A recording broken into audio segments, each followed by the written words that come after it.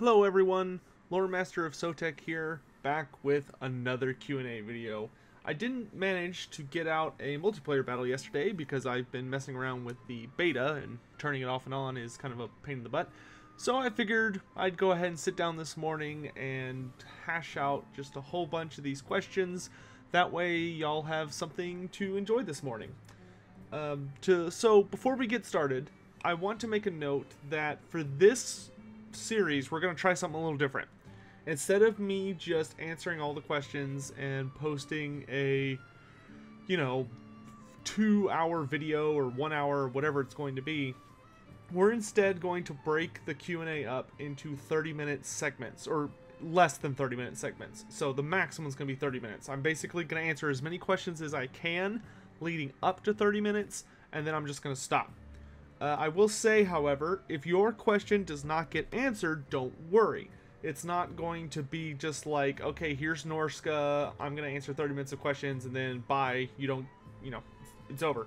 No, this is simply going to be part 1, and then after that, tomorrow, part 2 will come out, and then the day after that, part 3 will come out until I have answered all the questions in those 27 to 30-minute episodes. So without further ado, we have here all the wonderful gathered questions about Norsca, so let's dig in. Our first question comes from Sir Grimblow, who asks, I was always curious about what they feed the mammoths. Are they carnivorous? So chaos mammoths are technically carnivorous, yes, as there's virtually no plant life surviving in the chaos wastes and other frozen realms that these monsters call home. I suspect that, honestly, they're probably omnivorous and will just eat anything. But chaos mammoths are fairly renowned for their habit of grabbing people with their mutated trunks and tossing their prey like screaming peanuts into their mouths. There is no armor or hide that'll prevent a crushing death shortly afterwards. Our next question comes from Misha, who asks, will Valkia ever make it to the Total War games? More importantly, why didn't she become a proper chaos goddess as I wanted her to be? Flails. So, Valkia seems like an obvious end for when the full might of the Dark Gods is unleashed. I suspect, and deeply hope, that CA will be approaching Game 3 with a significant chaos focus. It would be nice to have undivided factions for both warriors and demons, as well as god-specific factions that would feature the hitting leaders for each god. For example, one would expect warriors undivided to be led by Kolek and Archaon, for instance, who would just have access to the Warriors of Chaos roster, and demons undivided to rally under Be'lakor, who would only have access to demonic units. Then for the god-specific factions, I would expect a warrior/demon couple of legendary lords for each one. So whereas in previous games, most of the races have kind of come with a caster and fighter mix, or something along those lines, I would expect Chaos, when they release the mono-god factions, to be more of a warrior and demon mix. And when I say mono-god, I don't mean that the faction should be like, if you choose the Khorne faction, you only can choose Khorne units, but maybe, you get to have Khorne warriors and demons together. Obviously, that could be a thing. But I think it would be more interesting to have it be, you can have those, but you still have access to some of the undivided or other god-specific units. Maybe they just, have an increased upkeep or whatever, but I'm getting off track. In any event, so for the god factions, the couples, just an example for each of them. So for Slaanesh, you would have like Sigvald and Nakari. For Khorne, you would have Valkia and Skarbrand. For Nurgle, you could have Kugoth Plaguefather and Festus the Leech Lord. And for Tzeentch, you could have Village the Curseling and Kairos Fateweaver. Just some examples. There's easily another 1 or 2 possible lords that could join each god-specific faction, honestly, if not more. Undivided is the typically more rare area for legendary lords, and it's kind of harder to fill out. So I would expect Valkia to show up in Warhammer 3 base or as a DLC lord, hopefully. As to why she's not a goddess, Valkia is much more intelligent than Skarbrand, and chose a glorious position by Khorne's side instead of trying to fight him and take his place, which is just impossible. And when Skarbrand tried it, it did not go well for him at all. Our next question comes from Cold Rage, who asks, what are some of the non-chaos gods that the Norskens worship? Okay, so Norsca is a very complex culture and society, even more so when it comes to their religion. One of the most important things to remember is that each tribe has their own beliefs and systems. There are, of course, parallels between them, enough to identify certain patterns, though. When it comes to specifically non-chaos deities, the most common god seen in most tribes is the King of the Gods, who is often the head of their pantheon and will usually bear a striking resemblance to the mortal king at the time. He is often a war leader who represents strength at arms and power, but also wisdom and steady rulership. Basically, you know how most pantheons kind of have a king of the gods, whether it's Ra or Cyrus, Zeus, what have you, except for the Norskens version tends to be a little bit more level-headed than some of the ancients from our world. Coupled with the king of the gods is typically his wife, who represents womanly concerns such as home and hearth, marriage, and motherhood. Beyond these two figures are often hundreds, if not thousands, of other minor deities depending on the tribe in question. Most of them are legends of particularly famous mortals who ascended to godhood in the tribe's view, much like many of the ancient myths and our world's religions. So the Norskens kind of have their equivalent to Perseus or Hercules, or whoever your favorite hero from whatever religion or myths or what have you. In any event, finally, among the tribes of Norsca, there are some who worship the occasional gods revered in the Empire, especially those tribes on the southern half of Norsca. They only worship the old gods, though. They don't get along with Sigmar, for instance, especially because in their history, Sigmar was the one responsible for kicking the Norskens out of what is now the Empire and forcing them to go to Norsca, essentially. So they don't think of him too fondly, but they worship many of the gods that Sigmar worshipped, for instance.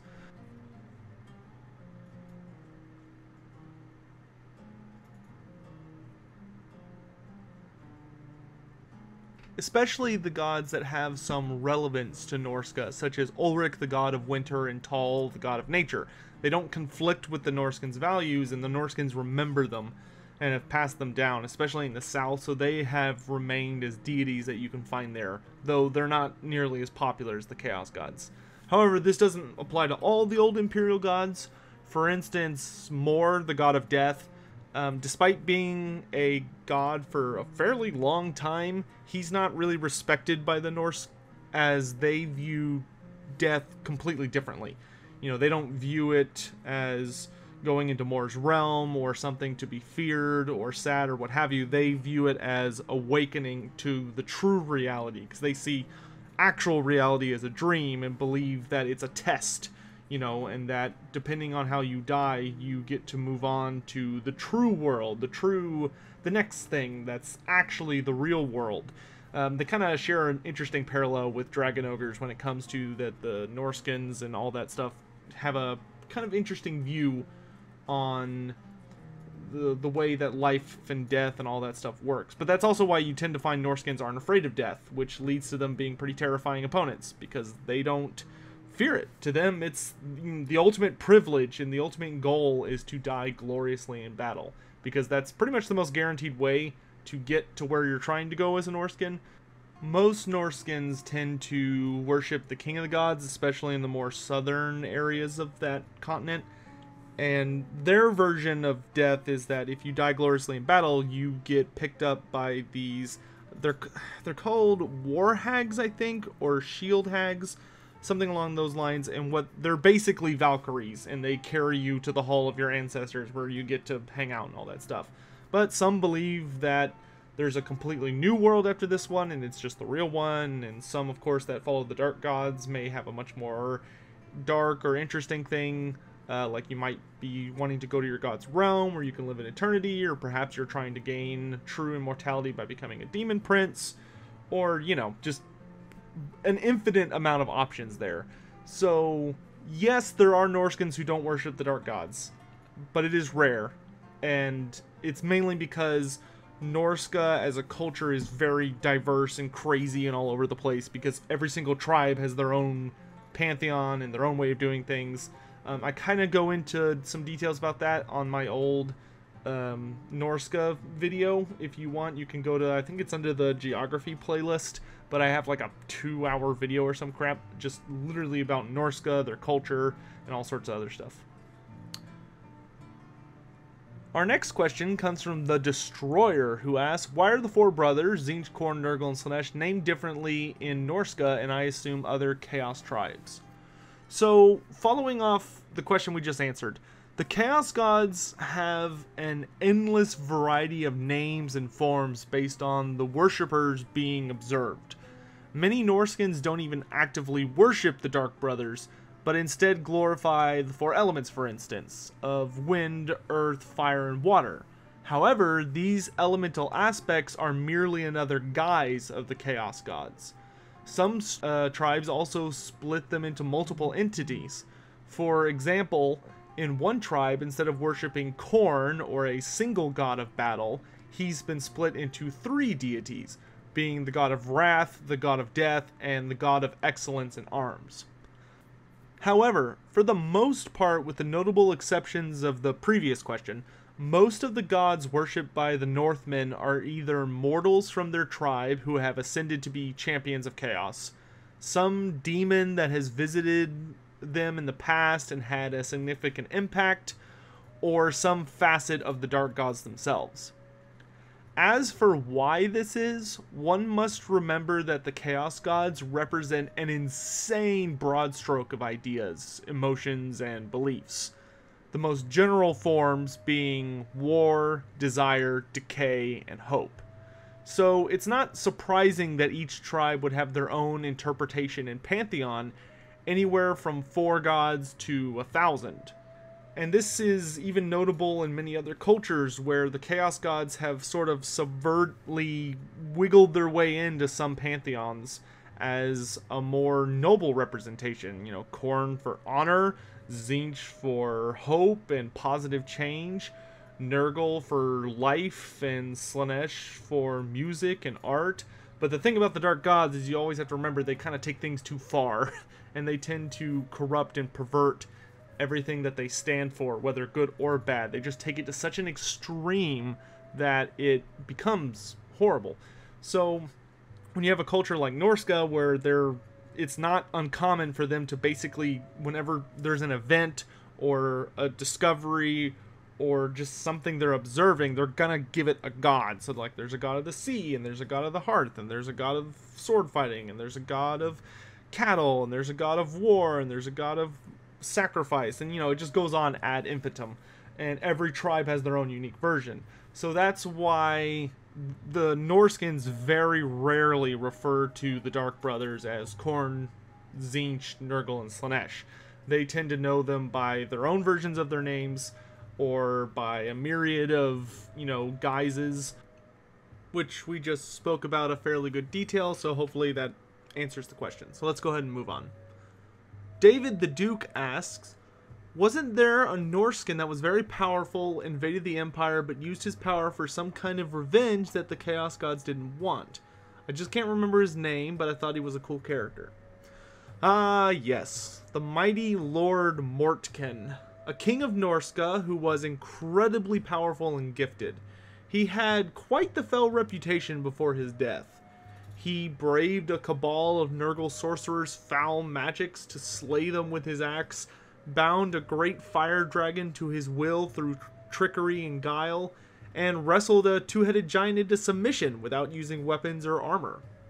Most impressively, he even faced Khorne's shield maiden, Valkia the Bloody, in a long duel and managed to force her to a standstill, which is just damn amazing. He was even one of the Dark Brothers' candidates to be the Ender of Worlds, selected by Tzeentch as the God of Fates found him rather amusing, for much like Archaon, he revered the Chaos Gods equally and refused to submit his will to any one of them. And this was basically a game the Dark Gods were playing because Chaos was waxing strong, but Archaon was still off doing his quest, so each of them picked a representative to try and end the world. His, Mortkin's, saga is quite famous and culminated in the Siege of Volganov, where the warlord went to claim vengeance against the sons of Aslan for burning down his home in Norsca during some ill-advised retaliatory raids.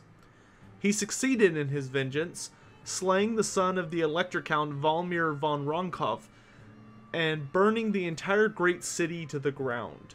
However, after his vengeance was claimed, Mortkin found peace of mind and just decided that his saga was ended. The Black Iron Reaver took off his helm and dropped his axe, renouncing the Chaos Gods and choosing to die as a man. To no surprise, this angered the Dark Gods, so they stripped him of all his gifts and powers, and he was struck down by the grief-stricken men who served Oleg von Rakov, the man he had killed. Thus, his soul slipped past damnation and went on to the halls of his fathers, hopefully. So fell the Lord of the Fell Legion, and his army, like most Chaos forces, collapsed into disarray with his death. The army could have very easily, had he kept going, probably made it all the way to Altdorf, if not further, because there was a whole tide of demons ready to come in. He had a complete army of beastmen waiting in the Forest of Shadows for a signal. He had all sorts of insane stuff, but Mortkin just kind of decided, no, I'm good. I got what I wanted. I'm done. I don't want to do this anymore. I'm tired, and I'm ready to die. And so he did, as a man, which proved very, very fortunate for everyone else. Lucky them, right? Dat Orcboy asks, how does Throg the Troll King look upon his human subjects? Do they have their own place among the trolls and other monsters in his kingdom? What sorts of non-trollish monsters are his subjects? So, Throg doesn't care much for humans other than as a source of violence, loot, and food.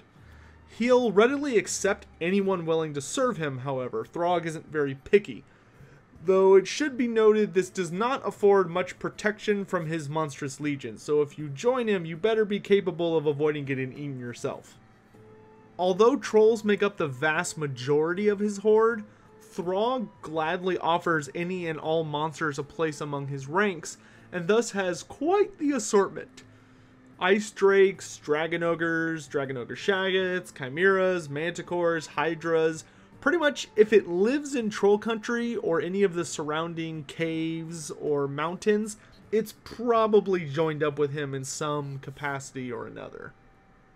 We got another one here from Cold Rage who asks, another question I can think of is how rare are the tribes that don't follow the Chaos Gods, and do they work with the Empire or someone else against the Mad Gods? So that's actually a kind of interesting question with a fairly interesting answer. There's not really a Norscan tribe that doesn't follow the Chaos Gods to some extent, but there are a fair amount of southern tribes that don't directly worship them, and even then have discarded many of the Dark Gods' truly sinister qualities.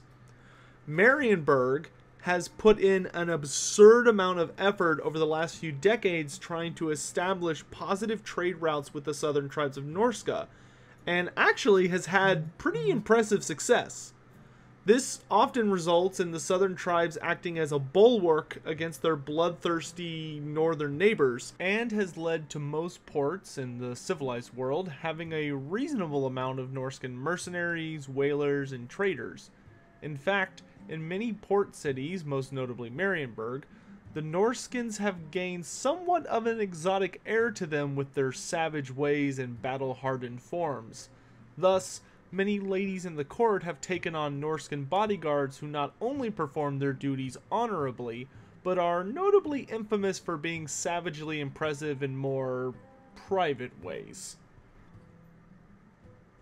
Alright, our next question comes from Scion of the Emperor, who asks, Are there any Norscan tribes particularly inclined towards particular chaos gods? Is there a tribe dedicated to Tzeentch or Slaanesh over the others, or do they remain primarily undivided until an individual Norscan becomes a warrior of chaos? And also, he asks, what are the major differences between the Norskins and the Kurgan? Are the Kurgan seen as being superior due to living in the Chaos Waste and thus closer to the realm of chaos than the gods themselves?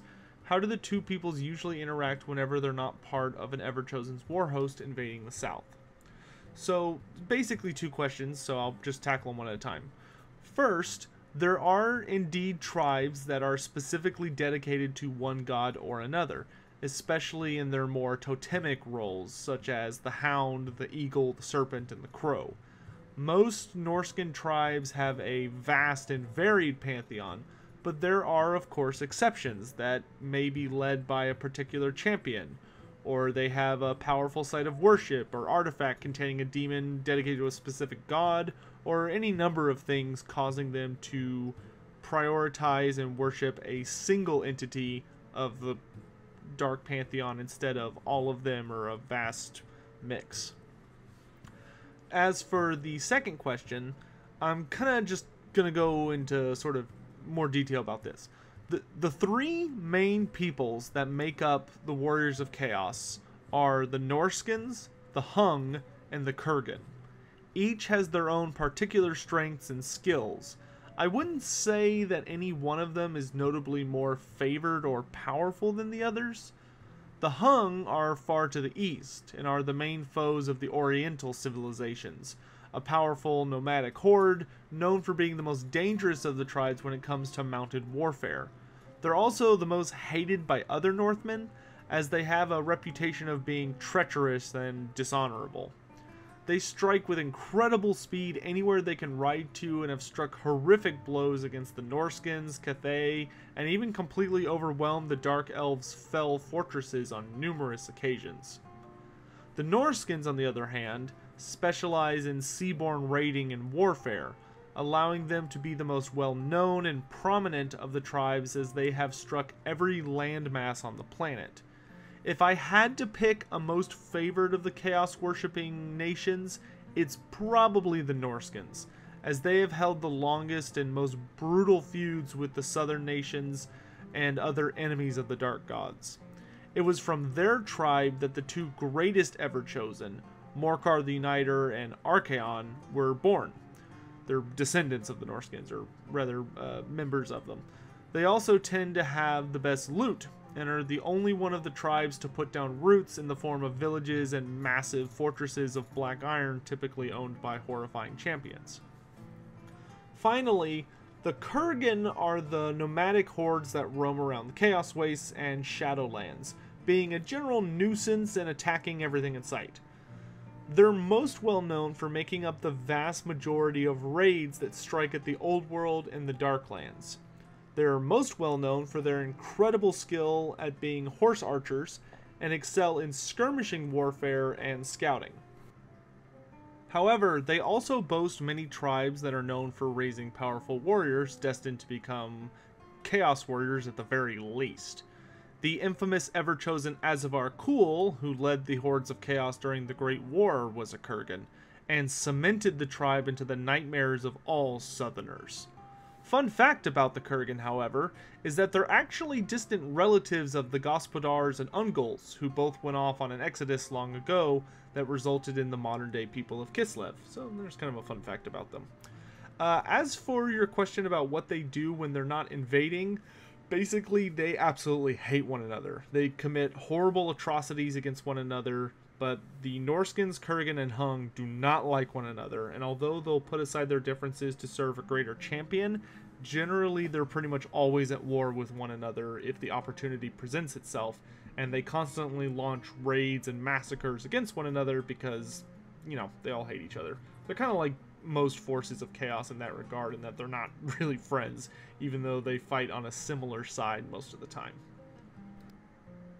Today's final question comes from Eric the Red. You should check out his YouTube channel if you haven't already, it's hilarious.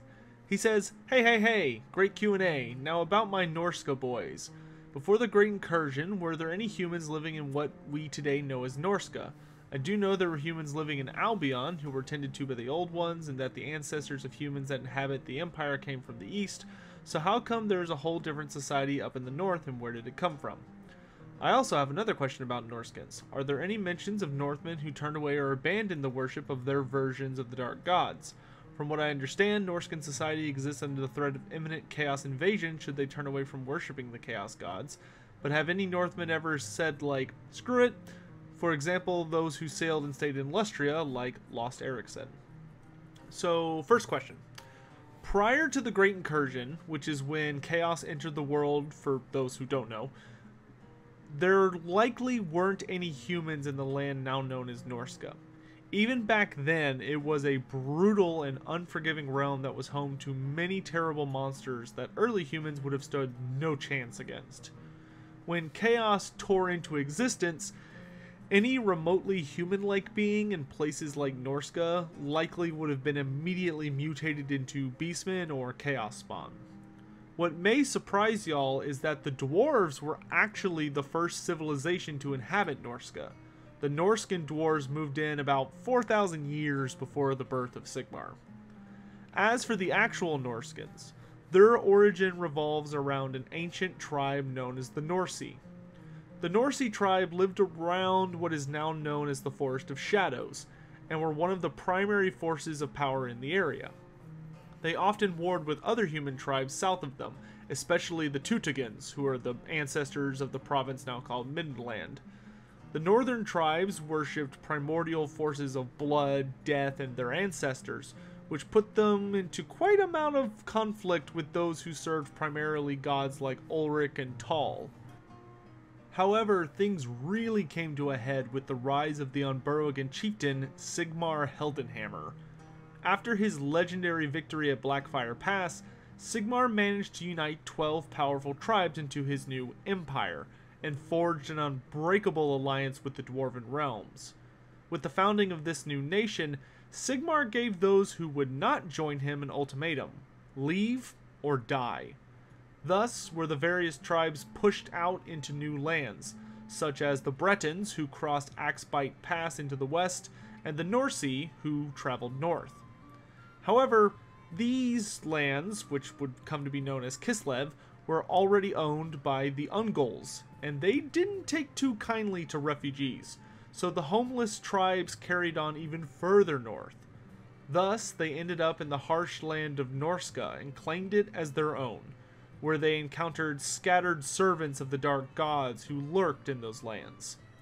They quickly established their new tribal nation and adapted swiftly, even as they dealt with the already established Kurgan from the Chaos Wastes, Sigmar's new empire, and the cold ancestors of Kislev. In answer to your second question, yes, it happens from time to time, although it's rare for a Norscan to just completely renounce the Dark Gods and abandon ship. In recent times, thanks to the efforts of Marienburg, which we spoke about earlier, many Norskans have discovered a new life in the southern realms away from the Dark Gods, and have instead embraced their ancient religion of worshipping their ancestors and seeking a glorious life in death. A good example of this would be Lord Mortkin, who we talked about earlier. He basically did what you were talking about, where he kind of decided, yeah, you know what, I'm not too interested in this, and just threw it off. As for Lost Ericsson himself, although he stayed in Lustria, it is quite noted that he brought the worship of aspects of the Chaos Gods with him, much to the concern and annoyance of the Slann, and this would prove to be a problem in the years to come. So with that, we will be concluding this video. Hope you all enjoyed it. I will be back tomorrow with Norsca Q&A Part 2, and we will kind of go from there. I will start collecting questions for the next subject on the last video. So you'll want to be sure to catch Part 2 or Part 3 or Part 4 or whatever it's going to be. That way you know where to put your questions for the next subject. Of course, you can always go to my Discord channel, which I'll have a link to in the description below, and you can submit any questions about the upcoming race when I'm ready to announce it in the Q&A section. Of course, if you'd like to have influence and a vote over what factions we cover next in whatever order, maybe consider becoming a Patreon. They're the guys who get to vote and decide these kinds of things and some other things that are coming up in the near future. Well, in any event, we're about to hit 30 minutes, so I'm going to go ahead and turn this off now, and I hope you all have a wonderful day. Thank you so much for watching. See you guys soon. Bye.